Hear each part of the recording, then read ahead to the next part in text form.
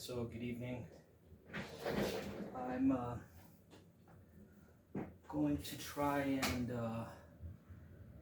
just show you a typical studio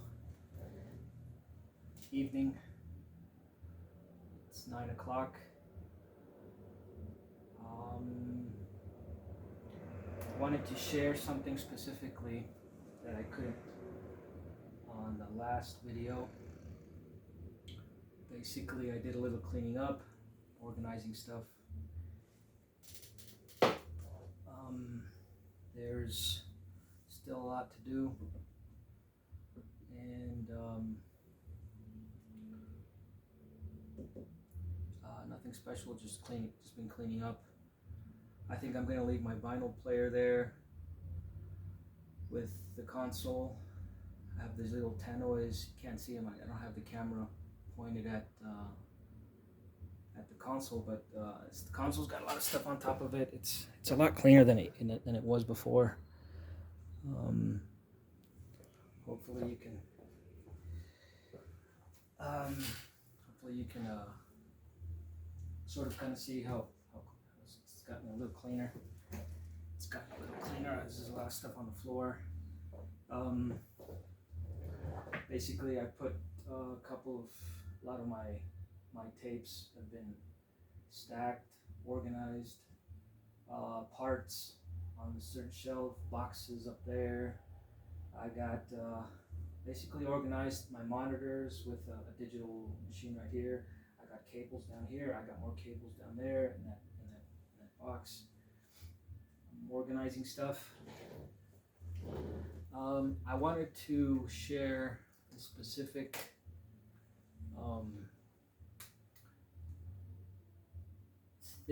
videos I've been watching on YouTube. I think it's very almost like, I'd say 50% of what an audio engineer would have to do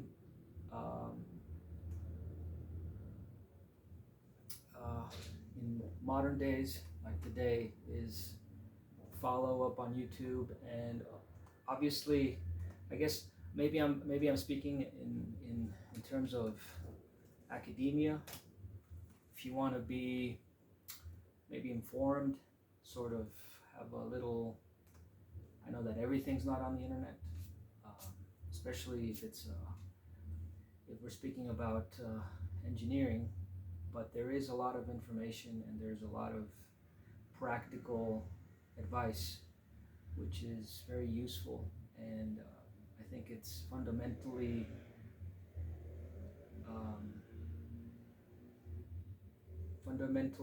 important that we enhance our education with all this stuff on YouTube. There's an earthquaker devices. I just saw it recently. It's not one that's very popular. I think it's a few years old. I apologize to, I forgot the creator, Jamie Stillman. I think I got his name wrong in the last video. Jamie Stillman. His video is very interesting. I really like I like his studio. I like his setup. I like the way he's got that old teak, which is the same. It's not the same one, but it's similar to the one I've got. It's around the same era. I like the pedal he was showing. It's a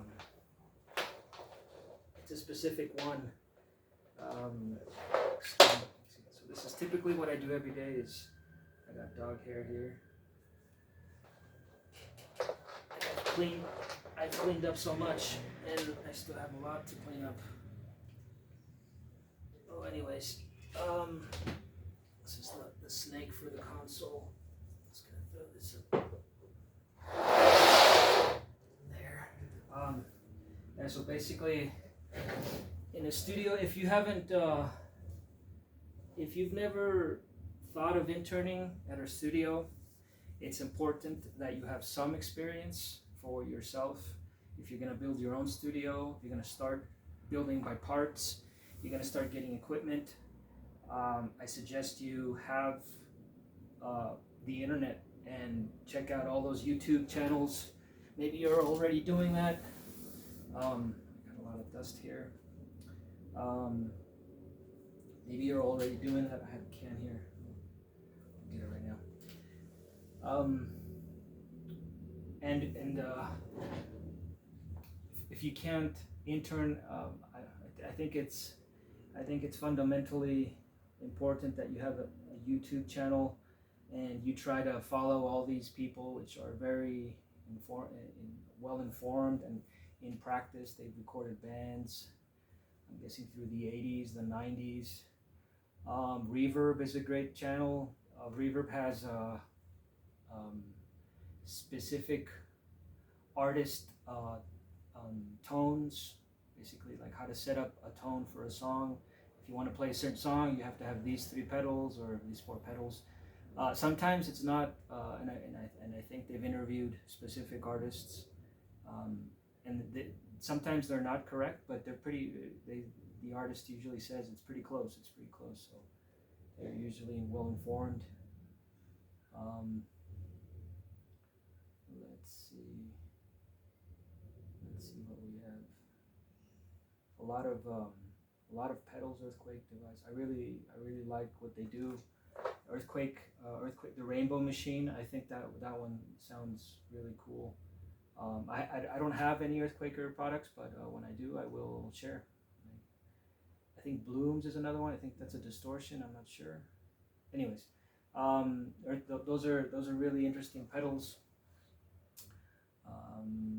I think I talked about Lisa Belladonna's video. I think it's really good, and I think I love the way she set up her house, her studio, the way she talks about music, and basically her approach to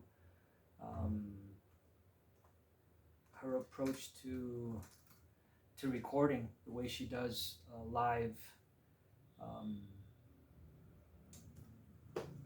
like live concerts in her house, and she records them to 8-track or uses the 8-track to record certain effects. Has reel-to-reels, has that old Tascam. I think it's that. I forgot what it is. It's the only Tascam that has a reel-to-reel inside the actual Tascam. Anyways, she talks about a lot about her records, Miles Davis, and I think old metal.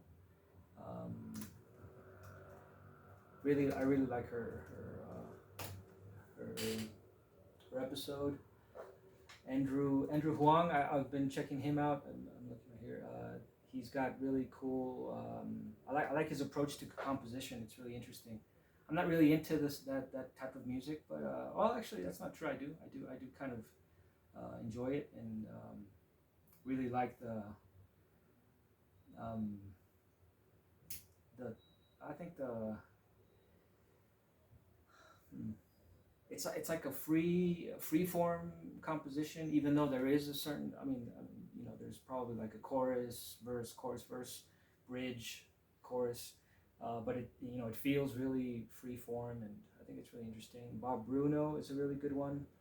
The Sarah Lipstate one, I think it's really interesting. She talks a lot about, she has certain parts where she talks about her approach to composition. That's also interesting. So basically, a lot of Earthquake.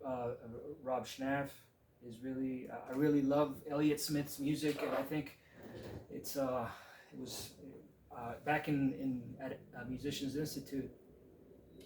I was introduced to Elliott Smith. I've never heard Elliott Smith. I think I even skipped out. I didn't see not Beautiful Mind. What's that other movie called? It's the one with Robin Williams. I forgot his name. I forgot the actor's name. But Ben Affleck and I forgot your name, dude.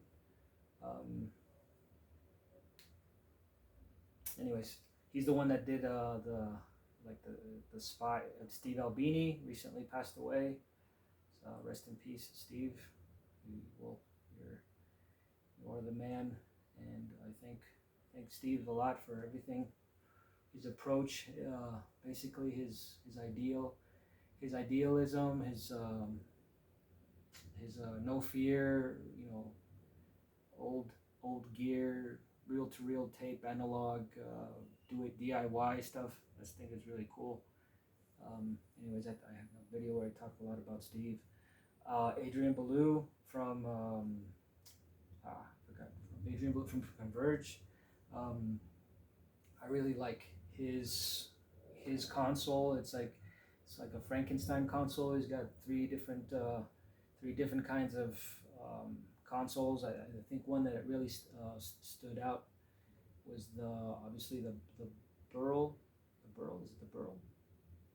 The Burl, the analog to digital converters, and especially I forgot the name of those specific compressors. Really good ones. Um, he has like three of them. I'm guessing they're very expensive because I looked them up, and they're like boutique items. But I really like Adrian Ballou's. I love Converge. I'm not a huge Converge fan, but I've heard Everything We Love We Leave Behind, and there's another one. This one with the girl on the cover. It's like she's wearing a coat. It's a really heavy music. I really enjoy it. I really like. I think the thing how he talks about electronics, he makes it seem really easy. Like he builds pedals very quickly, and he knows about um, gain stages and EQ. I think that part was interesting. Juan Alderete,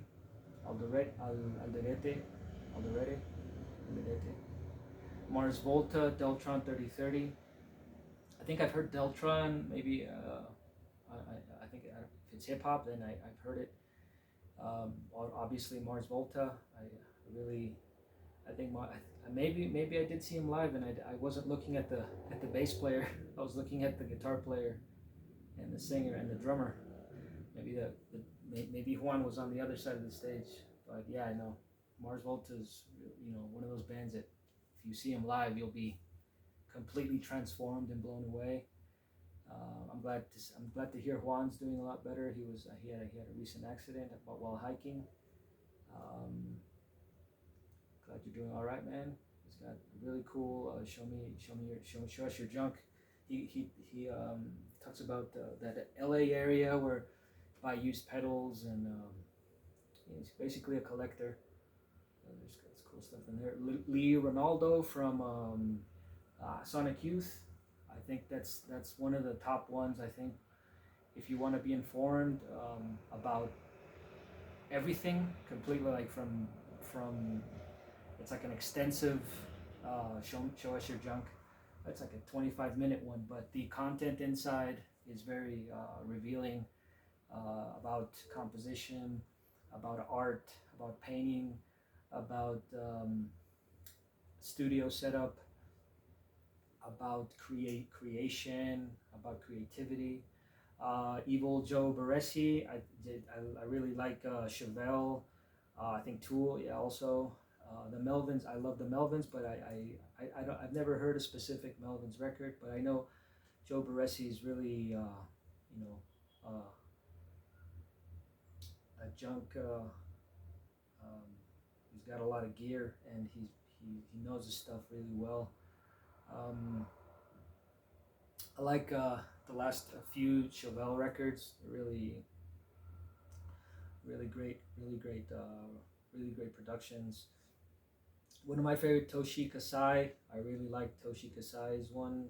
Tool also, and Foo Fighters. Toshi Kasai's console and how he approaches recording, I think, is very interesting. That's a good one. Mario Caldera, I saw this one once. It's the Beastie Boys. I know he has a lot of interesting gear, which is really cool. Jonathan Pierce from the Beths, Australian band. His stuff is really cool. I like his approach to maybe using gear. It's really interesting. David Pajo, Nick Reinhardt, let's see, Aaron Espinoza, Russ Robinson. All of these are basically all of them are really good. I don't know about this Pierre de Reader. I think I saw it once. I'm not sure. I'm not too familiar with Pierre's work. I know he's close to most of the, is it the rock, the block rock, the, oh, studios linked together. Um, Studio G, Joel Hamilton. Joel Hamilton was here in Bogota recording stuff. I really like. Where did I hear Joel Hamilton from? Oh yeah, a lot of what's this called? I forgot his name. He's a white rapper from New York. Pretty lights or something. Bright lights. Anyways, I think I heard it through him. Studio G. I really like Joel Hamilton. He's someone who knows his stuff too. Um, Probably not the music. I don't know about all the music that he's created. So it's kind of, Ed Rodriguez is a good one. Deer Hoof. I really like his house. It's really interesting how people create stuff with very limited space, and no, he's got a lot of stuff. He's got a lot of stuff being utilized creatively. I think he's got a Digio 2 running on a computer and a few pedals, and he's just got this like live room with lots of amps, which is really really interesting. I haven't seen the Matmos. I think that's specific to electronic music. I haven't seen that one. Sylvia Massey was here. I did something with her in a class. Did an audio class with her here in La Fernando Sur. She's someone else. I really want to get her book, the recording studio techniques. I think it's interesting. Lisa Belladonna, Vox Recording Studios. That's another good one. Basically, I'm naming all these. The guy from guy who recorded Thrice, Eric Palmquist. That's a good one. But El Studio, that's a good one. Phil Manley, that's a good one. Okay, but this is the one that I wanted to mention is Ivan Julian. Shows us his eclectic collection at Super Giraffe Sound. Basically, there's this thing at the end of the thing. He says basically, while you're learning the gear, you should just record. You should start recording. It's part of his approach, and I think it's very mind. It's kind of like whoa, like of course, I recently got this rhythm designer, and I'm just learning how to use it. And as I'm learning, I'm learning all these tricks, and this stuff is going on, and it sounds really cool. And why am I not recording? So basically, I set up my sound cards ready to go. Right now, I'm just it's just gonna be maybe I'll get to something right now, but it's basically his approach. He says as you're learning the gear, like you get a new guitar, you get a new bass, you get a new compressor, whatever. Make something with it, right? As you're learning it, don't wait till you know how to use the thing before you record with it. So that's a really good one. I think Ivan Julian a year ago came out. I think it was like somewhere I hadn't seen it. I think Ivan was in a popular band, 70s punk, but I don't really listen to 70s punk or at least that much that I know of. So Ivan's a really good one. This Gato Trail one, Dan Joe Wright. Obviously, a studio out there in the desert with a Neotech and an A827 tape machine and a huge live room. Who's not gonna like to see that? So yeah, that's a good one. Guitar Shopping, Death by Audio. I keep forgetting Death by Audio's creator's name. That's a really good one. I really like his. He made a pedal 4-track circuit. There's a 4-track preamp circuit, and he turned it into a pedal. I think that's really really creative, resourceful. There's some stuff he does with. There's stuff he does with actual instruments, which is really creative. What else is there? Like if you check out his desk and you check out all the stuff that's around him, and he's got all these pedals, circuits going on. He's got like he knows his stuff, and it's really interesting to watch. When they share all this stuff. This is just Dr. Octagon, Deltron 3030, Dr. Octagon. This is a good one. I like this one. I'm not the biggest hip hop fan, but when I hear really good hip hop, then I'm, um, I'll remember that record. I think my hip hop vocabulary is very limited. I think Dr. Dre basically is the one that um, you know I was completely mesmerized and blown away by the new Chronic record when it came out. I was in high school. The original Chronic record is obviously the music videos with Snoop Dogg are complete. They're a true landmark. Those are landmark records. L.A. and the '90s. Uh, Dr. Octagon and what's his name? Black Elvis. I think are my two weird. Why do How did you ever hear about Dr. Octagon? Through friends in high school. But those records are so really really out there and very very creative. And Black Elvis's lyrics on that thing is incredible. Really really impressive. Dave Catching, I really like his studio out there in the desert. Also, it's very interesting. I I see that he you know um, like he has a lot of gear, but it seems like it's not what is it called? Um, like it seems like it's a very creative working environment. So that's why I really enjoy it, because it seems like he has all this stuff up, and he's got pedals, and he's got the drum set up, and all this stuff is going on. But I'm sure, like, that you walk in there and it's creativity, constant creativity. Anyways, those are my favorite. Lee Ronaldo, the recent Ivan, the Death by Audio, Ivan Julian. The Gato Trail one is good too. The Phil Manley. So Earthquaker Devices, show me your junk. If you're starting out doing this stuff, I forgot who said this. Someone recently I heard or read. If you're gonna start recording, get something gradually. Get stuff. You don't have to get 5 things because it was Rob Schnaff in his Earthquaker Devices thing, in his Show Me Your Junk. He said at the end of the thing, he says of the interview, he talks about slowly building your studio and acquiring gear, and all this gear will all of a sudden you have all this gear. I've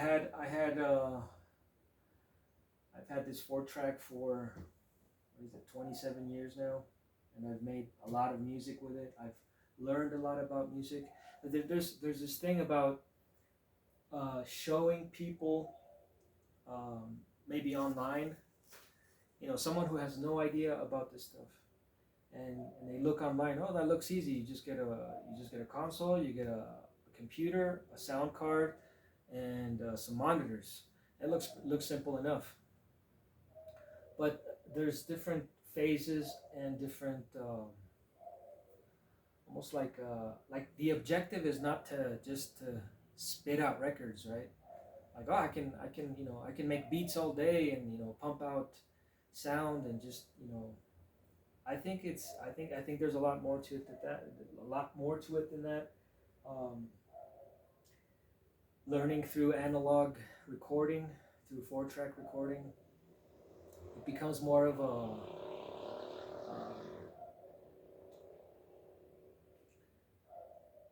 like a quest, looking through a lot of things that you enjoy and knowing where to put what at the right time with the right connection. And it's very it's specific, right? It's very specific, and it's almost like a sculpture. As you're learning, you're learning. Basically, someone says, okay, we're gonna our first modeling class. So you have your big block of clay, okay, I want you to make something, whatever, make something, I don't know, geometric. So then you're like, first you have to, before you make the actual shape in your mind, well, you start to feel out the material, and this feeling around the material. Maybe you want to do this, maybe I want to do that. This, like, it's almost it's an adventure, right? It's an adventure through trial and error, and basically, I think I don't know if this is advice or this is just the stuff that I've been learning lately. I have a new record out. It's on SoundCloud. If you want to check that out, I'll post a link on the video. Um, it's a lot of um, it's not just trial and error. It's almost like it's like looking for things, knowing certain things, specific things about what you want, what kind of music do you like. Like, don't just make beats because they're easy to make.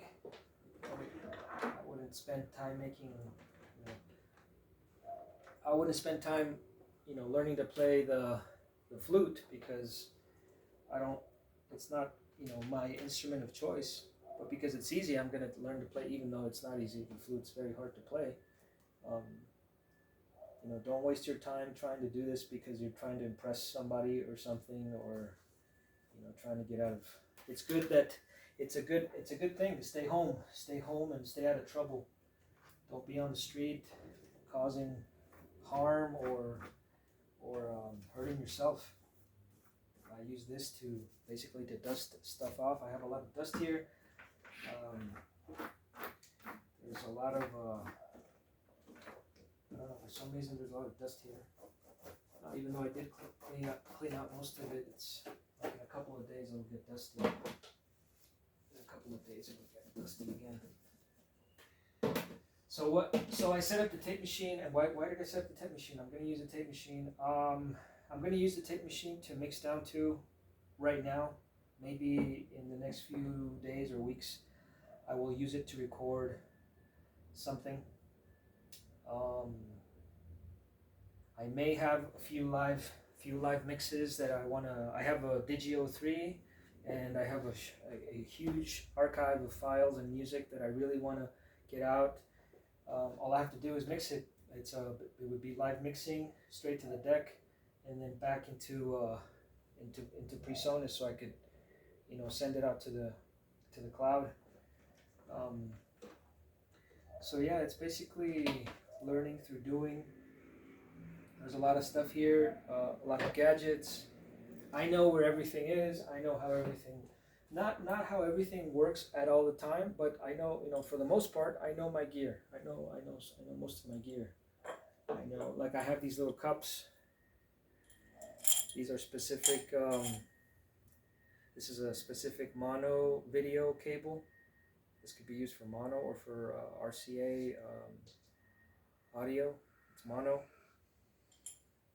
This is a stereo because it has two rings. So this is a little stereo cable. You never know when you need all these little things. Like, don't throw these out. I have a huge collection of cables, and they're just through buying one. Like, I just get one now, and then in a few weeks I get another one. Not necessarily in that. I got this stuff through Amazon. This is FireWire. This is different FireWire. I got FireWire 300, 800, and there's two different kinds of FireWire. I have the new and the old FireWire. The 03 uses the old FireWire, so mono cables. These are old pedal cables. They used to sell in little bags, all different types of colors, very very inexpensive, but they're still good. I still have them and they still work.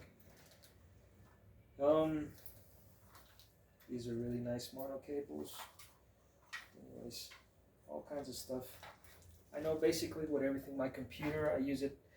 I don't really do this on the net. I don't really go on here. I went on here to update the software on the Rhythm Designer, and I use it to download stuff, like for example Steve Albini's masterclass. I downloaded that. I have it specifically on my computer. Um, there's another thing. There's a Canadian who's out there making the same videos as Produce Like a Pro, Recording Revolution, and Earthquaker Devices. Canadian who I forgot the name of the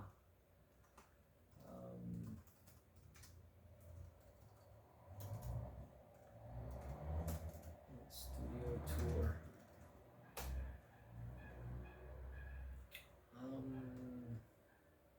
It's basically the same concept. He interviews all these studio owners. I know which one. City in Color. If you've never heard of that. Dallas Green, Canadian Alexis on Fire band. City in Color studio tour. There's a specific. Said Dallas Green. No, but it's not. It's not coming up as. What's the name of those studios? I forgot. It's a Canadian. Canada. It's a recording studio. Studio tour.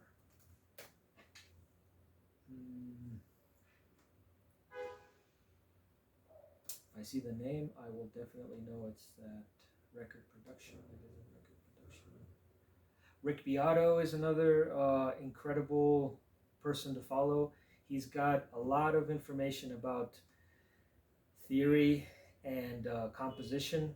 I think his streams on modal music are very informative and very important if you're trying to be something, for example, I'm doing right now, learning to be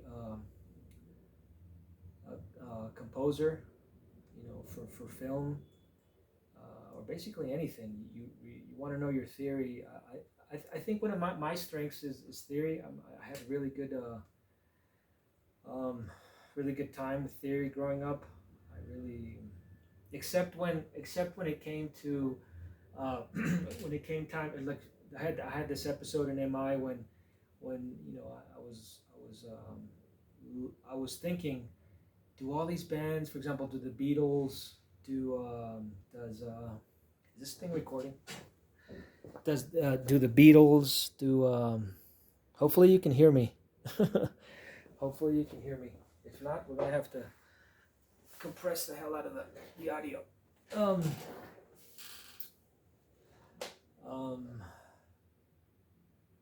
So, like, do the Beatles? Did the Beatles know theory? I was listening to a lot of Glassjaw, and I was wondering. I don't think Glassjaw really sits down to analyze their music as something that we were doing at MI at the moment. Like, I don't think Incubus knows a lot about theory. I don't think the Red Hot Chili Peppers, sit there and look at chord charts and everything. And it really confused me as to if I'm learning music, is this something that's beneficial to me, or is it hurting my creativity? And anybody who's studying music right now and having the same issues and having the same problems, and should I keep studying music? Maybe my creativity is gonna be affected by it in a negative way. I would stick with the theory. Don't stop learning theory. Continue to learn theory. Keep learning it. You will find a way to utilize it later. It's not going to hurt your creativity. It's only going to enhance it. I had to learn it the hard way. So sometimes you're like, man, but this is the third and this is the fifth. Maybe in times of I don't know what to do. I don't know what to write. Just play the things that inspire you. Don't worry about the theory part. Keep learning theory. But don't worry about keep learning theory, but don't worry about the thing that Is it going to hurt my creativity? Is this going to affect my music? Is it in a negative way? It's absolutely not. Theory is going to completely enhance your music. The Beatles did know theory. So did I'm guessing. I think the guitar player from Glassjaw, Beck, Justin Beck. I know that he has a lot of. He's very um, like I think he's there's not much stuff on Justin Beck or Glassjaw, but the way he speaks and the stuff I think he talked about getting guitar lessons from a specific teacher. He's like, all I do is I just want to learn this specific song, and then like he learned it, and like I think he copied a lot of like he's like they're almost like visual people, like people who learn through visuals and people who learn through shapes, right? So like basically the power chord up and down the guitar, all I need is the power chord. Something like what's his name? The guitar player from the Deftones. He says he doesn't know any theory. They use a lot of their ear, but it's basically choice. What do I like? He talks a lot about I play the music that I like and I play the things that I like, but knowing theory is not going to stop you from doing that. Yeah? Like if you think, oh, if I learn more theory, then I can't play the music that I like. Obviously, yeah, you can still play punk music. You can still play rock. You can still play I don't know. You can still make hip hop tracks, but you also have an extra tool, and the extra tool is I can write music for film. I can write music for commercials. I can probably play in a jazz band if I have that extra time and I need the money. I can compose music for Rick and Morty, for example. I don't know, something that's very very very out there that you probably couldn't without theory. Theory can only enhance your situation, and it will help you. It will not stop you from playing soul music or from playing your um, rap, or if you're gonna play Coldplay covers, your whole life, and that's what you're gonna do, and no one's gonna stop you. But knowing theory will help you enhance anything else, any other project that you will want to pursue. I'm looking for those Canadian home studio tours. They're not home studios. They're professional. I can't find them. And there's so many of these. They were so those things are so informative. Here we go. No, that's not it. And there's so many huge houses converted into studios, houses and mansions, and but basically my thing is composition. So I could, before I get famous and spend millions of dollars on my recording studio, I can do this stuff, and I can compose a lot of stuff, and these tools are very versatile, and they help you. If you don't have a big $1 million studio, this is something that it's not tools that'll help you go in the right direction. They're not going to because you're not in a $1 million studio. That doesn't mean that you can't make $1 million tracks. It's quite the opposite. You can make a lot of stuff with what you have. Here we go. Studio series, other record labels. That's what it's called. What's this dude's name? It's called Other Record Labels. He's Canadian-based.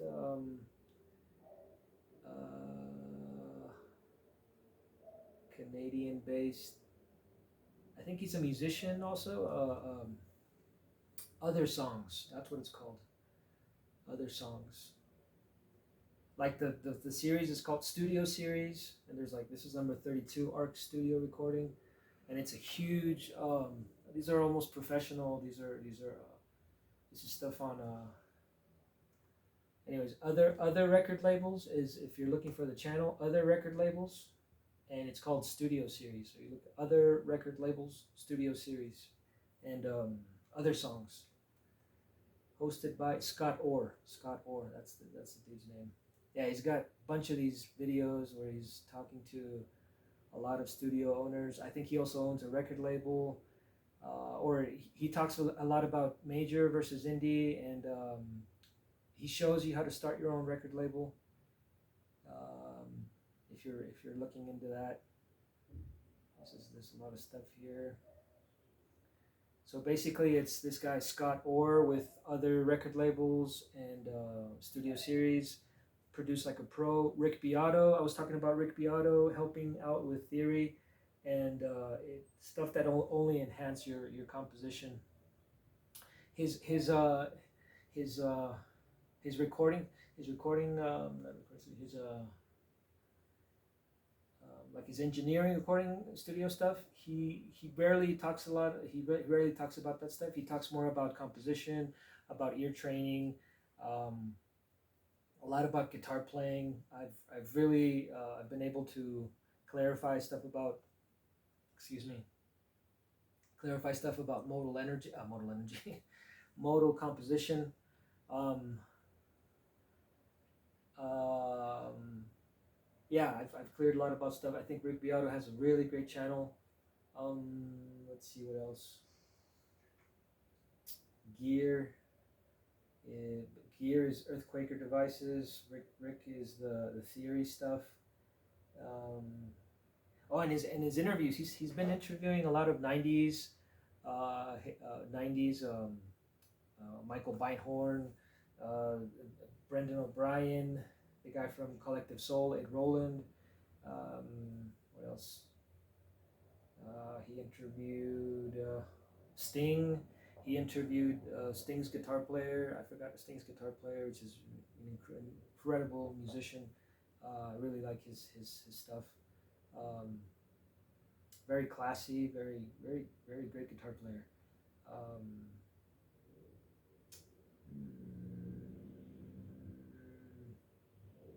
Anyways, he's got great interviews. He interviewed Kim Thayil, Chris Novoselic, and what was Bleach's producer, first recording engineer.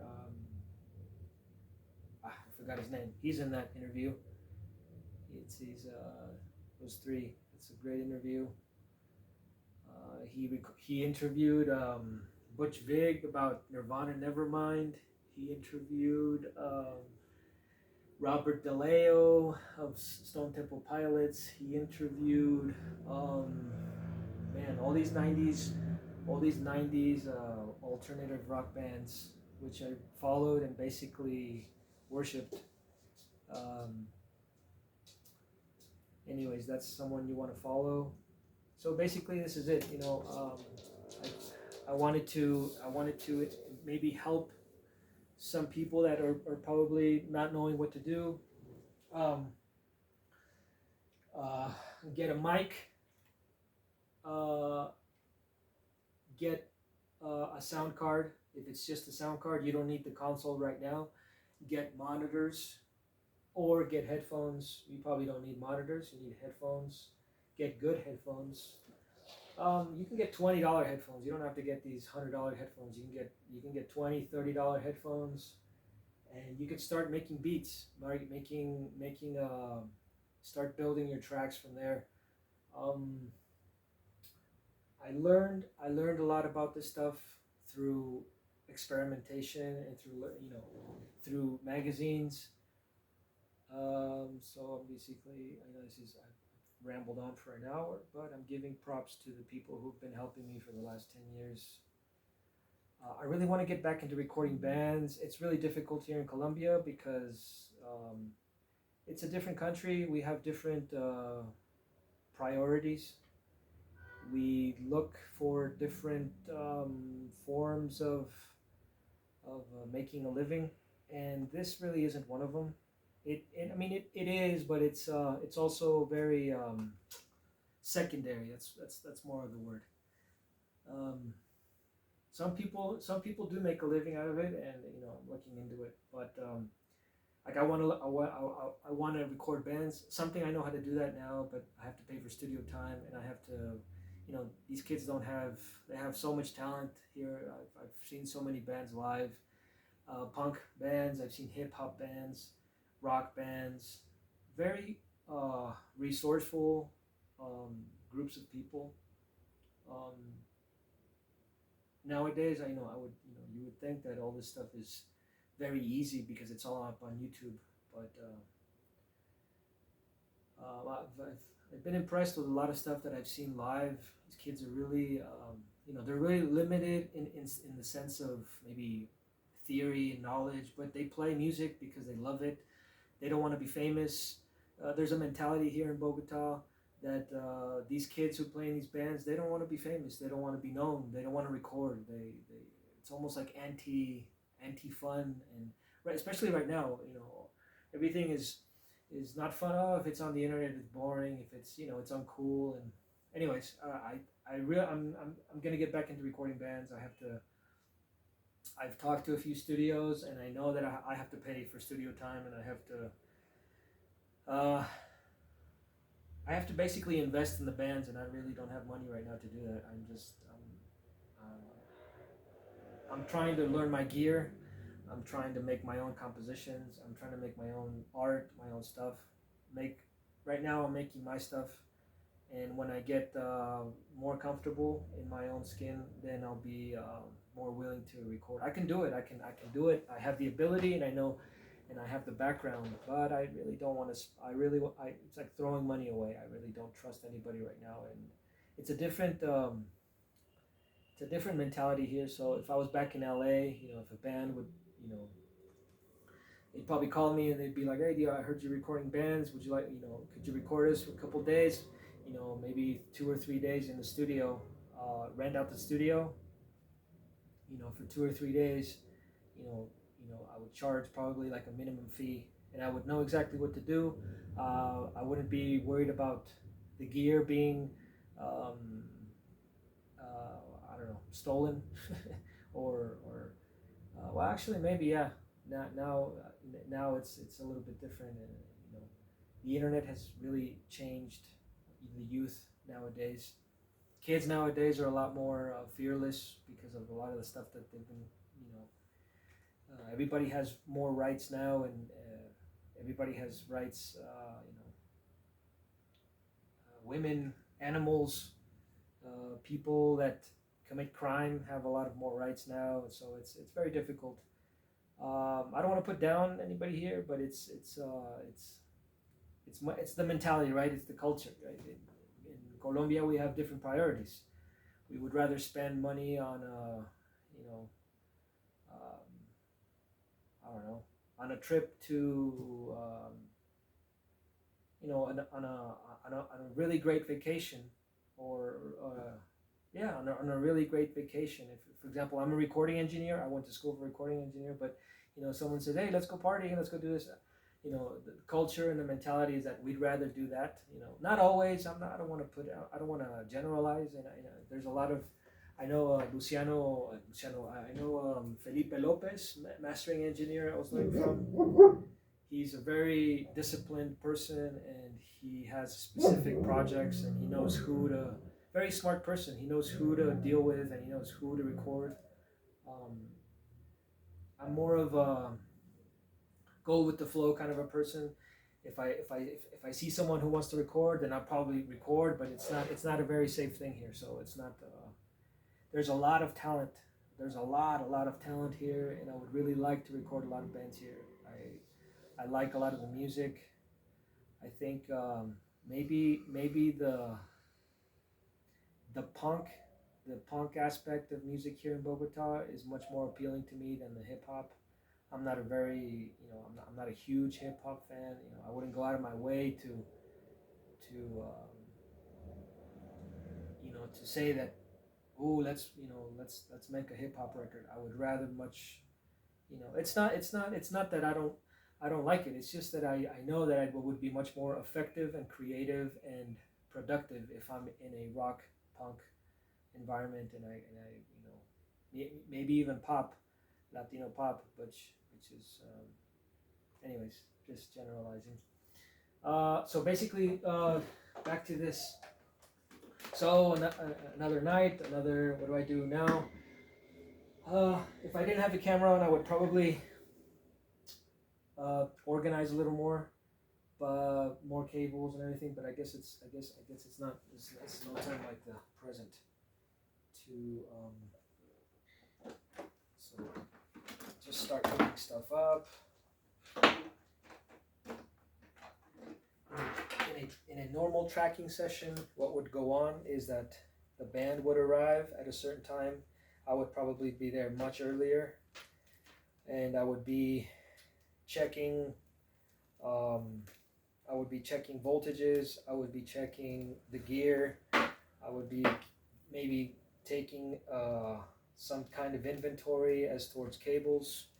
I would start labeling stuff. The console, I would start labeling the console. I would say we're going to use this one, 12 channels. I would start labeling the console. What else would I do? I would obviously organize my working area, and I would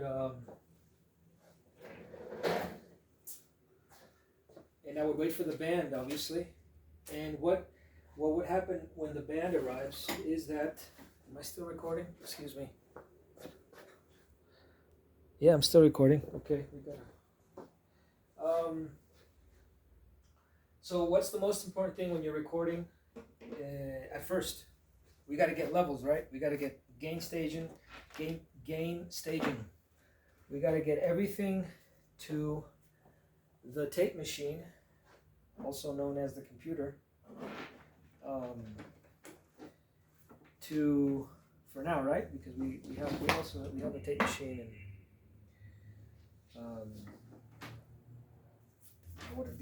I probably wouldn't be doing this cleaning, but I'm cleaning right now because for some reason there's a lot of dust around here. I wouldn't be doing this. We already did this. So I already updated the software, so I can unplug it. So what's the first thing? The first thing that comes into mind is that the drummer has to be ready to record. The drums are the most important thing right now. This is phase one. So we got to tune the drums. We got to set up the drums. You know, the drums have to be in the right place in the tracking room. Where are we going to record the drums? We're going to record them here. Okay?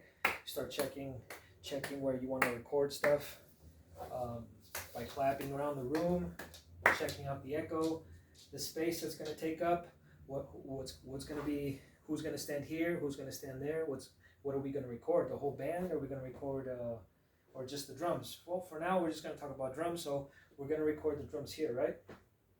We got to set up the kick. We got to set up the snare, and we got to set up the hi-hat and whatever else we have. But first we have to make sure that the kick doesn't move. Nothing is squeaking. Nothing is rumbling. Especially this. We got to check this chair, for example, this one. This chair squeaks a lot. It's the drum throne. We got to make sure, maybe put some oil on that thing. Make sure that it's not squeaking. Make sure that everything is okay. We can get offline now. Make sure that everything isn't.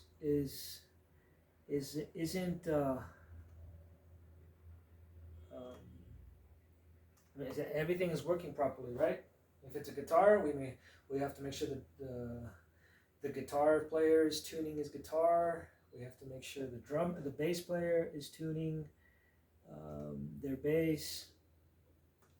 We may have to set up a mic for the vocalist in a separate room, or not right now. Let's check it out. Let's record live. Let's do everything. Let's do one take live. Even though there's going to be a lot of bleed, who cares? Let's start to get stuff done. If the whole band's here, let's start doing stuff. Let's not waste time. Let's not try to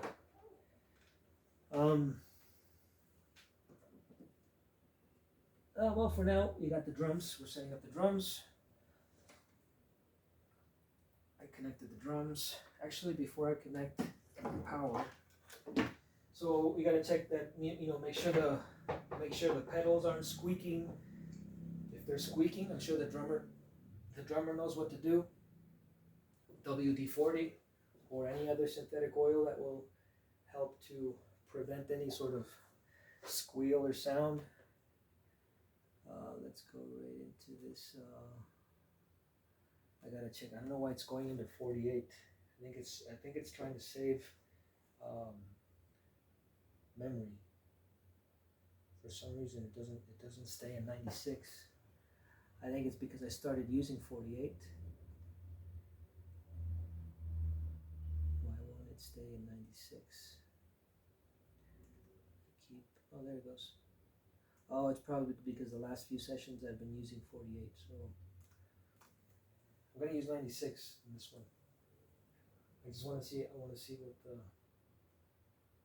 Well, let's use 48. I just wanted to make sure that I can go back to 96. All right, I'm gonna use 48K, 24-bit. This is something for the fridge. This is no good. This is broken. I'm gonna open the second save the parts. There's the thanks. Okay, Studio One is loading.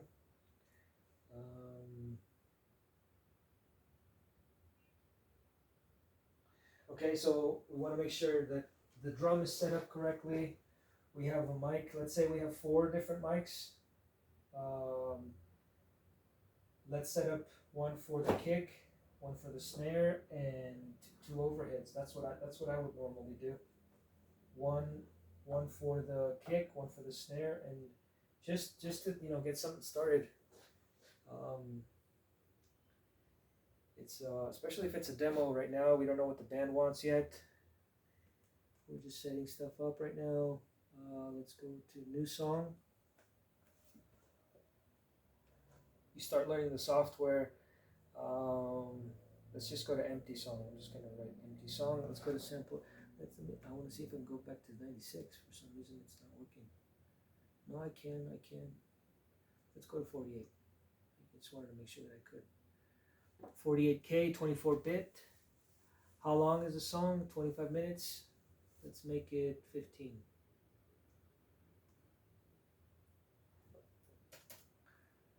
Minutes. Let's make it 100 and no, let's make it 79 beats per minute. Why so slow? I do want to try something slow. Stretch, and that's 15 minutes is a long time. Let's make it 10 minutes. 10 minutes. 10 minutes is good, 79 BPM. This is just off the top of my head. So how do we title the song? Let's leave the date.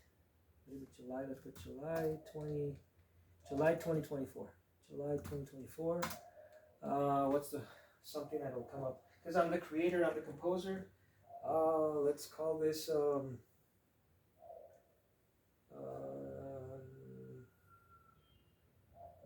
night owl. The night owl. That's good. The night owl. The night owl. That's the name of the song. It's just the first thing that came to my mind. That's the first thing that's okay. We're going to create empty song. There's templates.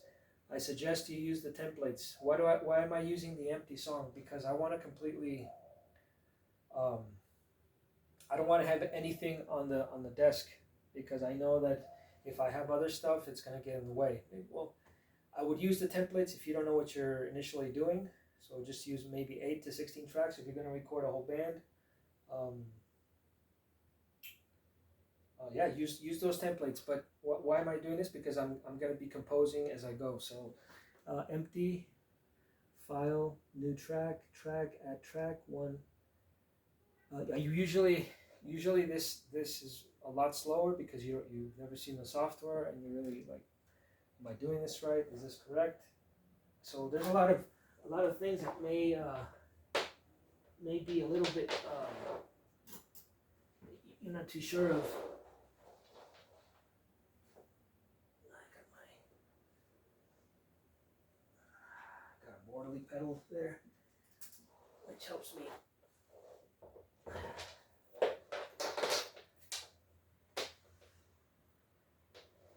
Okay, so we want this. Let's make it mono, right? Phones, mono, return, mono out. Let's go mono.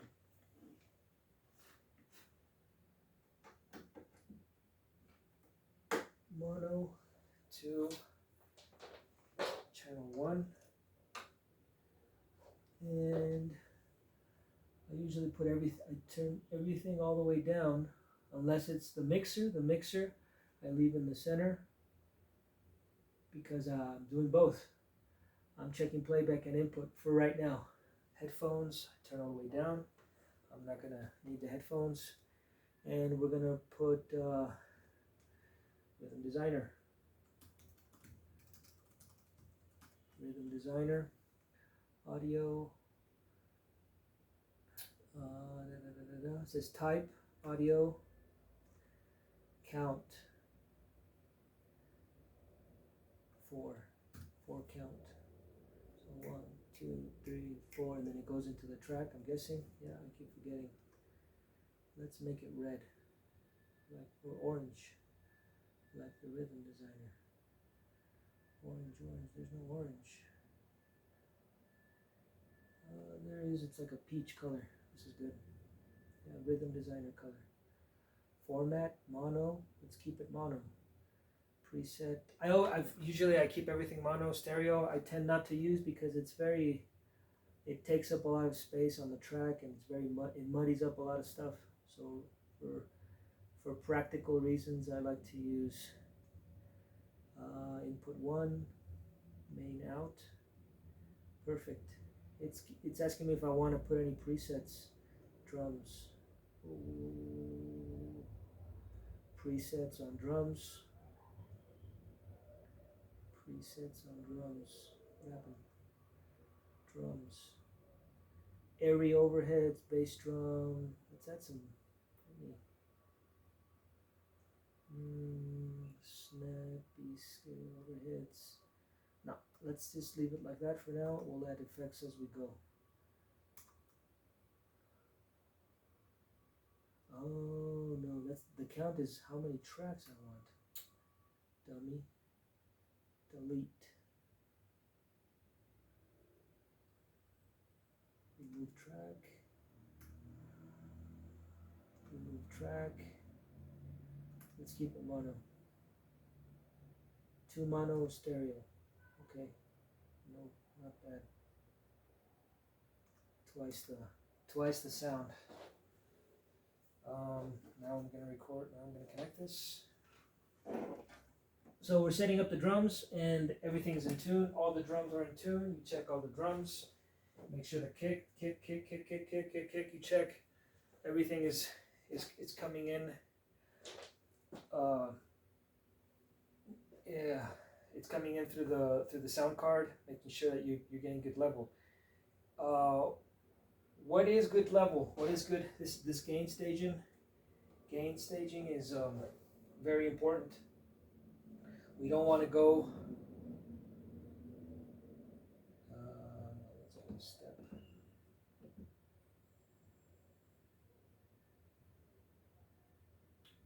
Master volume, input. You got to check the input. You got to put it in record. And there's obviously there's green light. You can't really see it, but anyways, you want a master level. You don't want it to be the preamp is all the way down. You want it to be okay. So this is where the engineering comes in. Where do you're not gonna slam this? Well, I guess you can. But I want to get some of the juice from the preamp. These PreSonus preamps are very nice, pristine, and class A preamps. So I want to roll off the master maybe to 9 o'clock.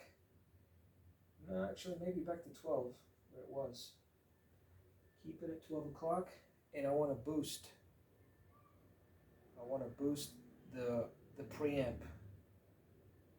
I want that juice from the I want those transients from the preamp. It's going into the red. You pull back down. So shouldn't you be listening to this? It should. But since through practice, I know already. No, yeah, I gotta check. Make sure that it's. So we don't want it to go in the red ever, because red is telling you that it's clipping, and distortion is not something you want. Well, at least I don't. I'm the one who's gonna say, some other engineer will tell you, no, sometimes you want that kind of distortion. This engineer doesn't want that kind of distortion. It's the stuff I'm working with right now. So headphones, and we turn up the headphones. Make sure what we're getting is getting really good levels. It's at 12 o'clock, and I'm getting really good bass.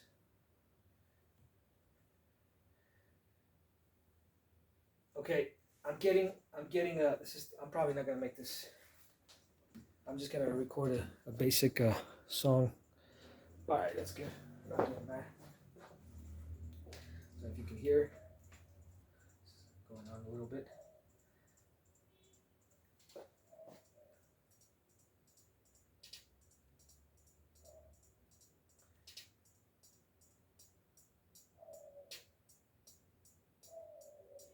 Okay, so I want to roll it off all the way to the input. I'm not working with playback right now, so you want to roll it back to the input, and you want to go to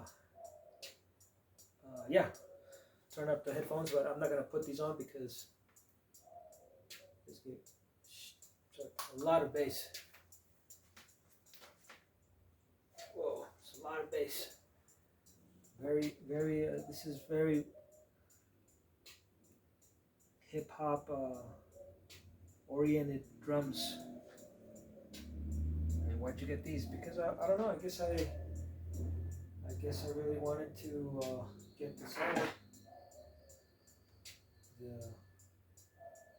I guess this was very appealing. This 16-step. It looks a lot like the Reason instrument. Not necessarily because of the hip hop, but because of I know the other one has it, but I really like the colors, and I think I don't know. I think it's a good machine. So far, it's been interesting. I really like it has really good low, really nice kick drum. So I'm not getting any red up here. I'm getting red down there. Sometimes, like the kick will just.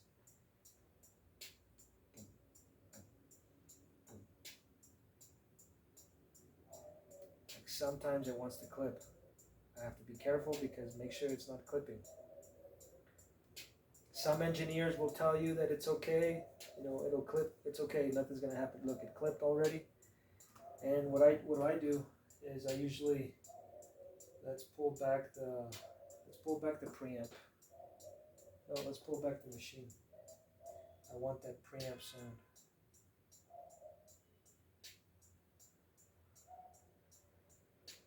So I pulled it back a little. Let's pull it back a little more.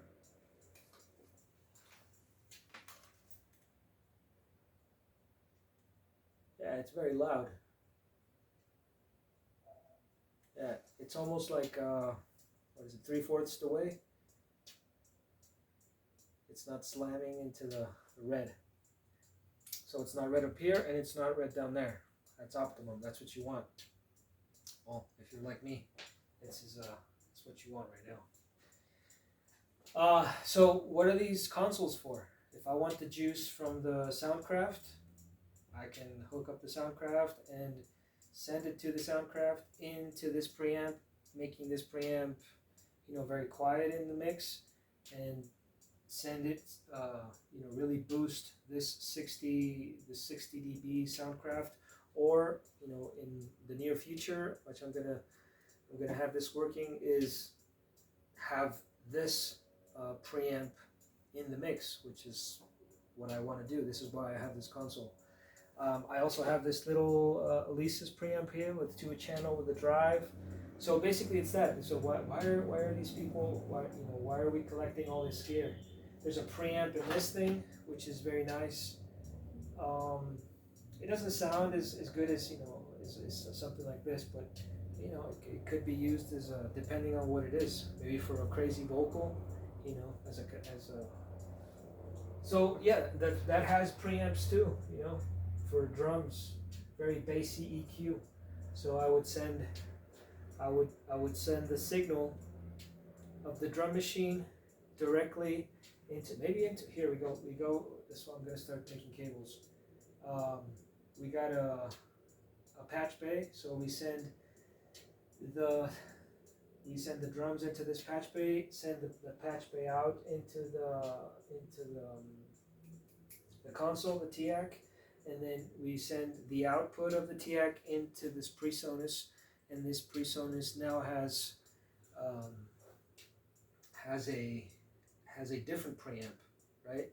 So we've got flavor. We got a Soundcraft flavor. We've got this M600 flavor, or we got this TIAC5 flavor. What else? We have that little Alesis, which we've got a drive. We've got that Behringer Eurorack. Those are flavors. We got Tascam recorders. We can use those flavor. I got a Tascam digital recorder. We can use the compressor on that. I got other tape machines here which have preamps in them. We can use that flavor. It's basically a huge net of circuitry which can go into the PreSonus. This is basically, if I had a drummer, the drummer is basically laid out, and I'm only going to use one mic on the drums, which is very 1950s, 1940s. We're talking about the beginnings of sound recording. We would record with just one microphone because that's all they had, according to Steve Albini and all his contemporaries, colleagues. We have one microphone going into all the drums going into one mic, and this one mic can go into any of these preamps. I'm guessing if I find a way to hook it up specifically, we could probably split the signal into 2 channels, right? Or use 2 microphones. We have more microphones now. We have more equipment now, so I could send a stereo pair, all 4. I could send two of each, 2 Soundcraft, 2 TIACs, 2 M600s, and 2 TIAC5s into one track as I'm recording the drums. So how did you get that drum sound? 3 different consoles. That's another way to do it, right? But my house isn't rigged up for that much wattage, so I don't want to. I'm not going to risk doing any of that here. But that's basically it, right? We're tracking, right? This is tracking stage. We have tracking, we got mixing, and then we have mastering. Tracking is basically we're sending out sources, analog sources, drums, guitars, bass, vocals, to all this circuitry, preamps, EQs, faders that go into the tape machine. The tape machine to be recorded, to be laid out into a proper mix. Once we have all the tracks, we have drums, bass. Well, the band is set up. We got the drummer's already playing the beat. Let's hook up the bass now. We hook up the bass. I know where everything is exactly.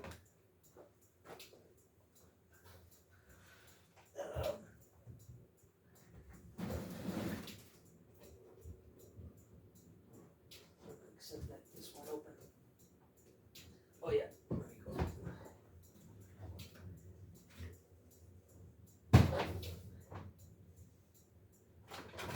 we go.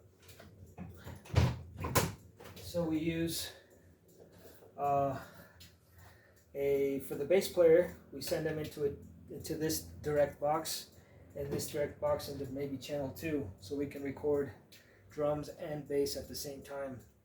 This way the drummer and the bass player find the pocket and stay within tempo and rhythm, right? If I wanted to record the entire band, I would send the rhythm designer, or also known as the drummer, into mono channel. Let's say I'm recording four mics here. We got 1, 2, 3, 4, 5 for bass. Right, we got drums, we got bass, 5. Maybe record 2 stereo bass through a DI. This is a Behringer Ultra DI 120. We record it through the DI, and a separate channel for and the other channel we would send it through a distortion pedal. You know, the bass to get that bassy, maybe gritty energy, especially if it's rock or punk music. We'd send it stereo. The same thing with the guitar. We would probably mic up a cabinet stereo, a couple of a condenser and a dynamic. You know, each in a different part of the space where the cabinet is, in a different room. Maybe the bathroom here. I will use the bathroom for that, and the vocalist on one track. Just to have something, get something down, to have the structure. In this way,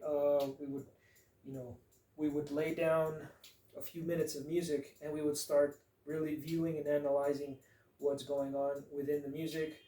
What needs to go on? Does the drummer need to tighten up? Do the drums and bass need to tighten up?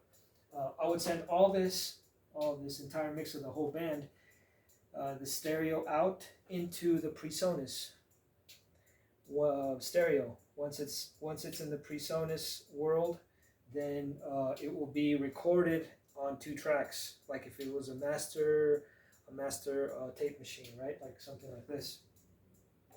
And from the live performance, I would manipulate the faders and the EQ and the preamps, so I would get optimum levels. We want more drums, more bass, and we would listen back and check, a few times. Usually the band has to warm up. The band can't just record a great performance off the bat, because there's still a lot to be warmed up, and they have to perfect their performance. So we would give them, a few hours to perfect one song, and keep 4 or 5 takes of one song and see which one we like later on. But that's mixing stage, so that's later.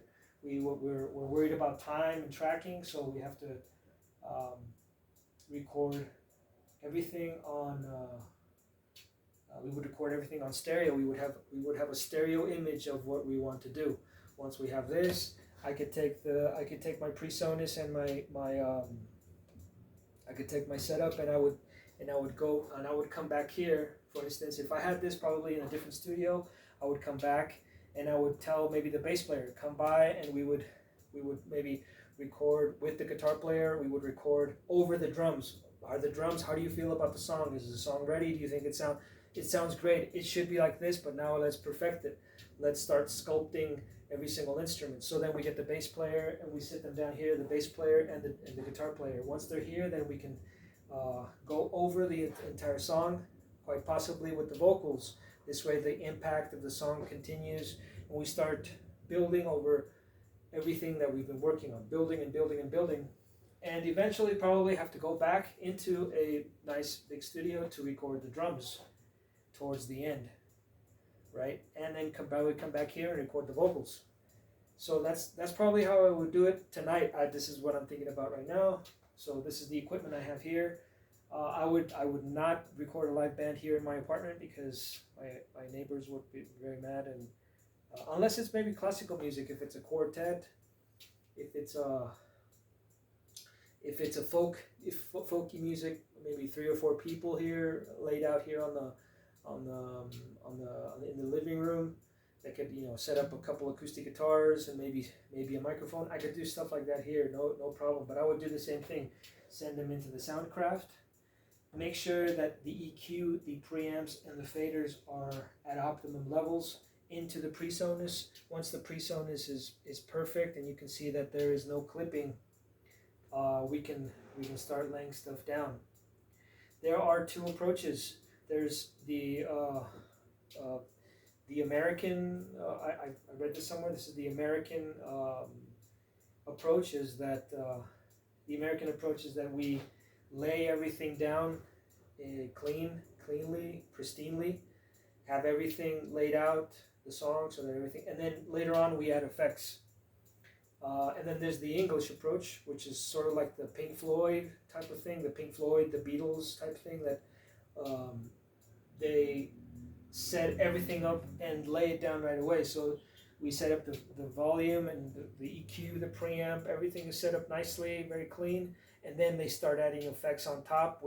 And then after the effects are on top, we record. So we record with effects, and whatever goes, that's what goes, right? We're not going to take away. So we have a specific reverb. Something that they do a lot in the United States is that they record with a reverb on a maybe like an auxiliary channel, so that you can hear the reverb, but it doesn't really go through the main, and it doesn't really record. So then the singer is like, oh, but I really like that reverb, and then okay, we could put it in. I really like the English approach. The English approach is basically the effects are going to go on the track. Everything that you can hear, everything that you hear is going to go on the track. We're not taking anything out. So basically, you have to make these decisions before the recording. So this is pre-production strategies. I think it's a lot. It has a lot to do. It saves a lot of time when you sit down to mix. You can add or you can take more reverb off. But once, for example, the English approach, once that reverb is on there, it's on there. You're not gonna remove that from there. If it's too much reverb, then that's what it is. But well, and if there's also the decision to get another engineer or get another band or another project, another recording contract or whatever. But basically that's it. I think I would go more with. I would use both. I wouldn't say that I don't use because I really like the American pristine thing. Like, I want my tracks to be as clean as possible. I don't want them to go in the red. That's something I always have, and I think it's kind of like something that makes me feel comfortable with what I do, because my stuff is recorded cleanly. And if somebody says, "Oh my God, this stuff is really terribly recorded," then I'm protected, knowing that I know that I recorded everything as cleanly as possible, because my stuff never goes into the red, or at least I try it for it never to go into the red. So basically that's it. That's the story. That's how I would approach it. I think there's a lot of talk about Pink Floyd recording Dark Side of the Moon. There's a lot of stuff on there that was layered with compression and reverb that was recorded straight onto tape like that. It wasn't added on later. So the reason it sounds the way it does is because their strategy. The strategy is we set everything up, perfectly at the beginning and roll tape. And that's how it's going to stay. We're not going to do anything. Obviously, I'm sure they added other effects later on, but they would. It's very signature to their style to record straight into the effects. So some tutorials that a Behringer is showing right now is probably I would get a delay pedal and throw it on here right away, and I would record the drums with a delay pedal, but the drums are gonna be a little off. That's part of the sound. They're not gonna be dead on every single beat. So we're gonna record everything cleanly right now. Let's see. The beat's been going on for forever. This bass is really, really loud.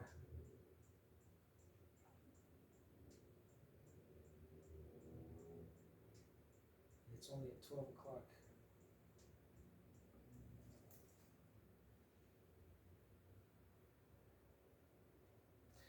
The snare is really loud.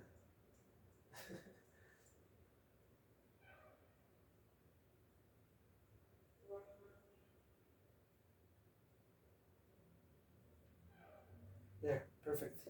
Let's leave it like that. We're running on time here, so basically, there's a MIDI option here that I could send a MIDI cable into the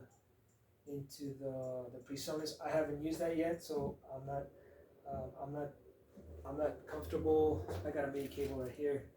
Eventually, I got the manual. I just recently downloaded it, so I have to learn how to use that. So I'm assuming that it will lay everything out as it goes by the MIDI track, just like MIDI does.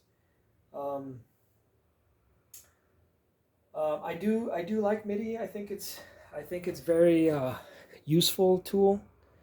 It's very practical, and especially if you're working with big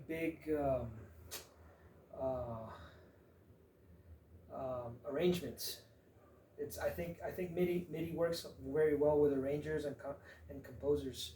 You have the ability to see things laid out, and each instrument you can change maybe like a flute into a piano, or into a dulcimer, or into whatever you want in a snap of a second. All you have to do is choose the different instrument, and the sound of the actual MIDI track will go into something else, which is it's very useful and practical. I really like that about it. But I really like to go into the audio thing.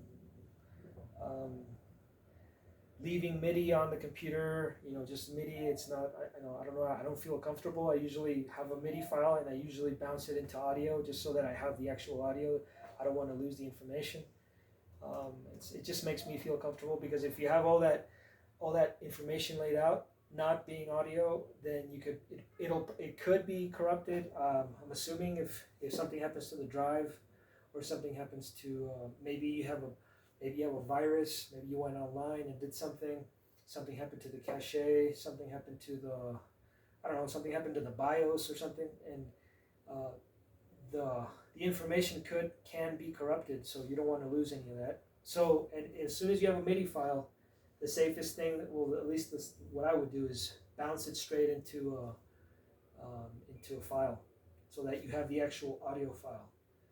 And this way, if something happens to the session, you can go into the audio files within the session, and you have your drum track, or your piano track, or your flute track. That's just something I would do. It makes me feel comfortable that I can save the audio. Yeah, the audio is useful. If I have the, maybe the track has been corrupted, and there's missing notes, or the instrument's not the same. Something can go wrong with it. Anyways, what was that?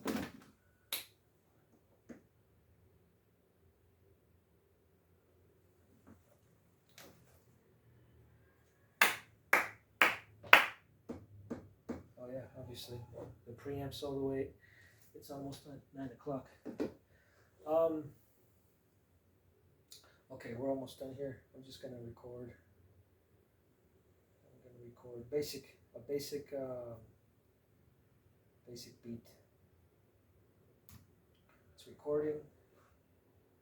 I will release at 3. Right.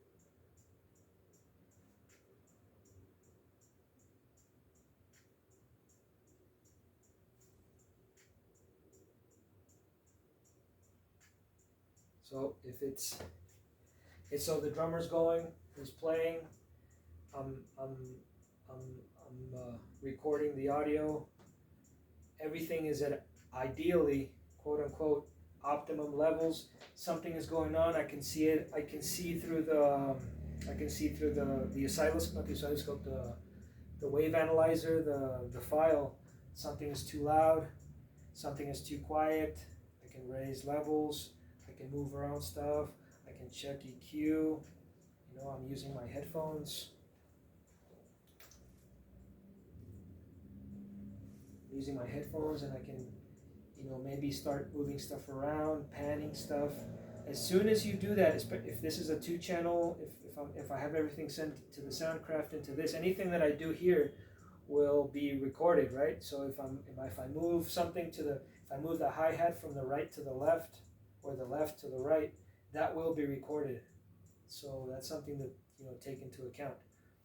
If you have a PreSonus 8-channel an 8-channel preamp with 8 preamps, then you have a little bit more well, not a little bit, you have a lot more versatility, because you can individually send all the channels into a specific preamp into the sound card. So you have 8 different channels here.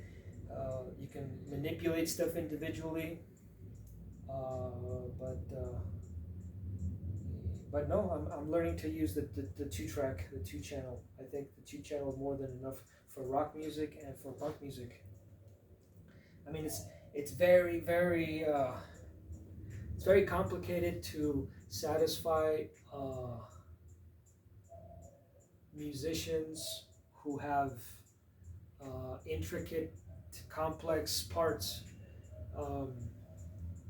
Like if the drummer, if we're in a punk band, and the drummer wants delay on the snare, and I want this on the bridge, and everything has to be live, and there's certain things you can probably do after the fact that it's been tracked on time. But if you try to do all this stuff, no, it can be done. But I'm looking for the thing that you can't do, and the thing that you can't do is probably if this is a 2-track. It'll bleed into that, right? If I'm recording the whole, if I'm recording the entire band, there's things that you could probably get away with, but there's a lot less versatility in 2 channels. But I think that limitation is what gives us more creativity. So if the drummer wants to do a lot of stuff, I'm not saying that you can't. I'm just saying that it has to be taken into account. So what do? You record just the drums alone, and you can monitor bass and maybe guitar on a different channel. So we don't record everything onto two. We just record. There's a lot of ways you can do this. Record the drums on 1 channel, which we're doing right now. You can program the drums. You can tell the drummer if you want to, let's say, like a click track. Why don't you give me a MIDI track, or why don't you program the actual drum track so we could put it onto the computer? So then we lay out what the drummer wants. I want it to sound like this. Like he sits at the computer for 4 or 5 hours, and he programs the hell out of that thing, and the drums sound beautifully in that 1 track. And put that thing in the USB. We grab the USB. We put that thing in my computer, and we get the drums. These are the drums, right? But we're going to use them as a map to what we want to do. That's another thing you can do. So then the drummer gets on the drums, the actual acoustic drums, and we record 2-track. We record all these. We record 10, 12 mics, the whole kit, and we get that into the PreSonus. That's another way to do it. Right? There's many ways of doing the same thing.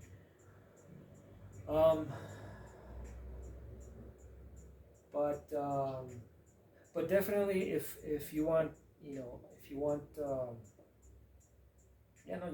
don't need 8-channel preamps to something that I thought I did. I like earlier on. Excuse me, I have to check because I don't know how much memory I got on the phone.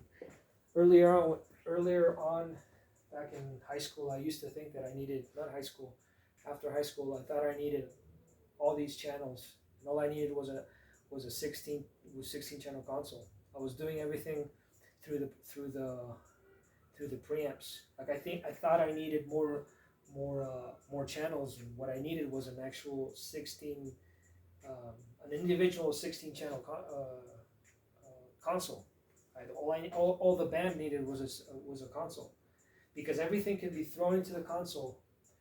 These things have really nice preamps, and you send out the 2-track into the Tascam 4-track, and you really slam the master, and you get really great analog warmth, and that's what I was missing, was the console. I thought I needed more channels on the Tascam. I thought I needed a 16 channel Tascam. That's also something else that that works, but I did, and I got a 16 channel recorder, and it worked. It's another way to do it. It's not. But if I would have saved a lot of time and money if I would have just gotten a console ahead of time before. So if you're going to start getting into this, make sure you have a nice console, at least a 12 channel console that you can throw into the computer. Anything 2 channels into the you get the interface later, but I would get that console first, so that I have nice preamps, at least more than 8 channels. I'm gonna record a punk band or a rock band. So we're basically waiting for the drummer he's performing. The drummer's performing. We're making sure. I don't want to touch. Okay, this is something. I don't want to touch the grid. I don't want to move everything around. Right now, what was I checking? I was checking the headphones, but initially I wouldn't even touch the mouse, because the computer's working and it's doing its thing. Let it do its thing. Don't move the mouse. Don't. Oh, I want to check I want to look at this. I want to do that. Don't do that. Just let the computer's working right now. Oh, but I have, it's dual core, or it's got more than 4 cores. It can do that. It's best if you don't do any of that. Let the computer do its thing and finish recording. So tonight, it was just the drums, right? Tonight we just, I'll make another video where I'm opening the same file, the Night Owl. We're working on the Night Owl. I can do this tomorrow, because tomorrow it's Saturday night. So this is basically how I would record this. This is how I've done a lot of my music, is lay out a click track. This way I have drums and I have a steady click. If I want to add, now that I have all these options of playing extra instruments, I can hand trigger in a live performance over this, and add a little bit more, have a little more. I have drums here on this this little piano Casio. No, it's not a Casio. This is a Yamaha keyboard. It's not a piano. It's a keyboard.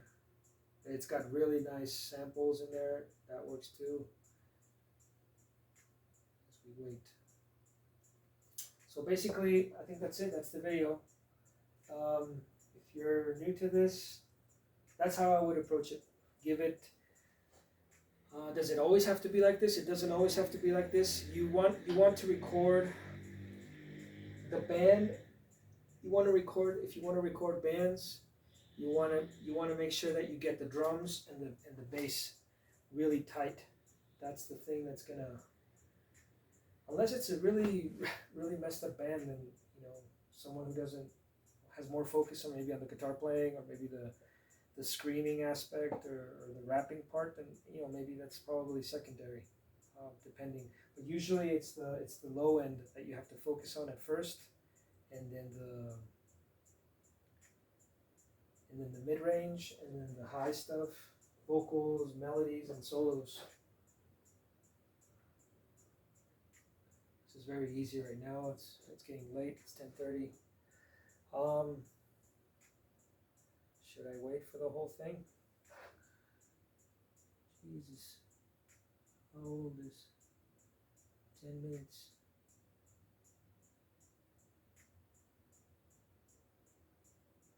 It's been past 10 minutes. How come? What happened? Why did it stop?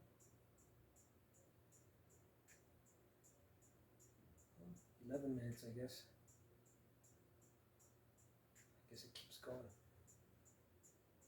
Let's leave it at 11 then. You want to get it on a beat. I usually do that. 2, 3, 4. So you turn off the machine first, and then the computer. So I've got a nice two separate mono channels of drums, drum machine. Now I can open up the file and I can manipulate the view and check out the waves. While it's recording, don't do that because the computer does not like that. It doesn't want to do more than it has to. It's not supposed to do all that. It's supposed to just record. While it's recording, it's just recording. Don't ask it to do more than it has to because you'll get pops, clicks, delays, a lot of stuff that you don't want. Not cute effects. You're gonna get really blotches and errors in the file, which can later be corrupted easily. The computer's gonna find something wrong with it. We're gonna save it. Always save. Make it a habit of file, save. I always make it, or Control S. Control S, Control S, Control S.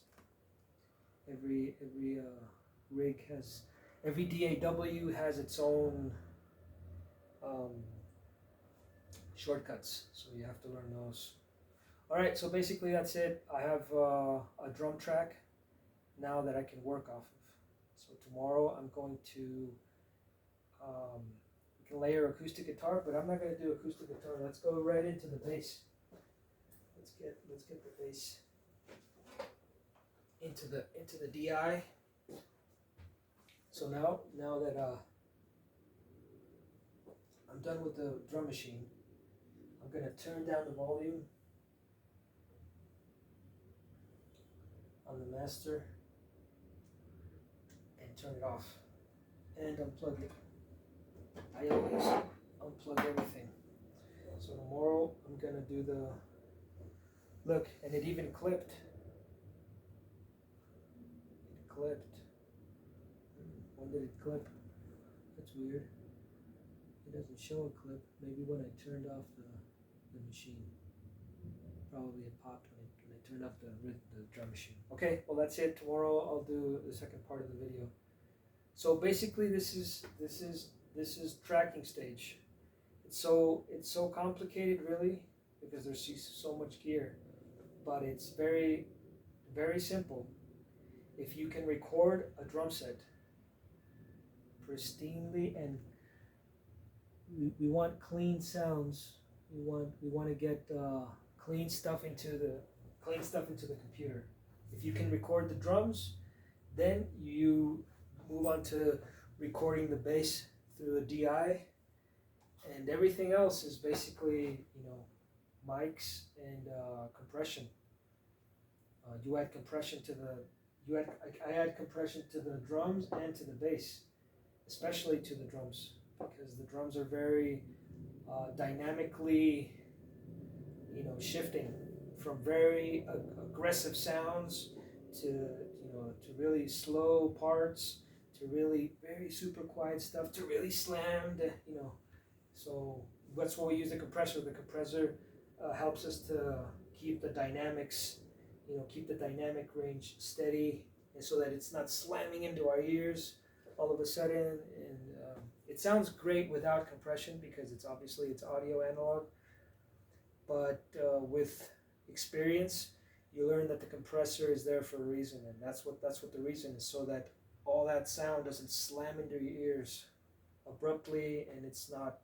It keeps a balance within the audio file, within the audio track. All right, well that's it. Tomorrow with bass through the DI, and then we'll see what happens after that. I'm I was thinking of writing out chords. That's another thing we can do. Is we can write out the chords. We can write out the chords in the section and build a song. So this is a brand new song. I have no idea what to do, what to say. I don't even have lyrics. So the Night Owl. We have, since this is a new toy in the studio, I'm learning how to use it. Like Ivan, I forgot Ivan's last name from Earthquaker Devices episode. He said, as you're learning a tool, record with it, do stuff with it. Listo, yeah. One thing is on there, which is the drum track. Now we're going to record. I think tomorrow I'll probably write out a chart, chords, so that I don't have to record the actual 10 minutes. I can record 5-6 minutes of music just with the bass. We'll try to keep it simple. One key. We'll see tomorrow. We'll see. We'll probably we'll do some modal stuff,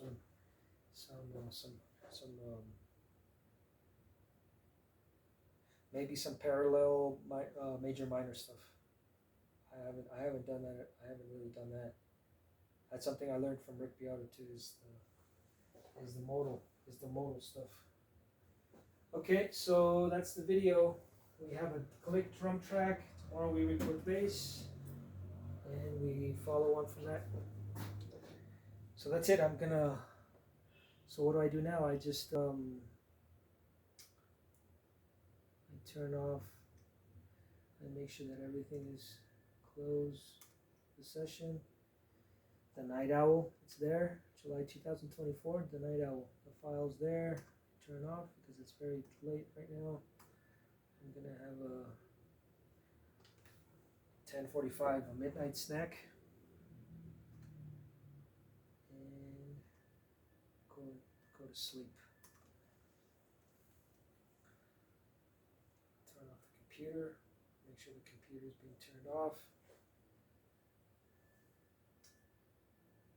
Sometimes I would spend 8-10 hours on the computer making music, recording stuff, and I didn't know about this though. The thing that Ivan said, make stuff as you go with. Well, actually, I do. I mean, I didn't see it that way, but yeah, I was waiting to learn the actual thing completely. Maybe the MIDI too, but no, just start making stuff as you go. You don't know how to use it yet, but start using it, start making stuff. This way tomorrow I have a nice file with a drum click track on my file.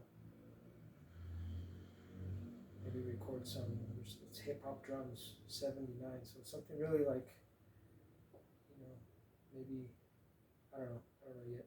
Tomorrow we'll listen and see, take a fresh approach to it. We close this. We turn on, we unplug. I unplug stuff because I'm trying to keep, my phone has to be. Okay, so basically that's it. Everything's turned off, everything's unplugged. I'm gonna go eat something and that's it. Alright, thanks for listening. That's the video.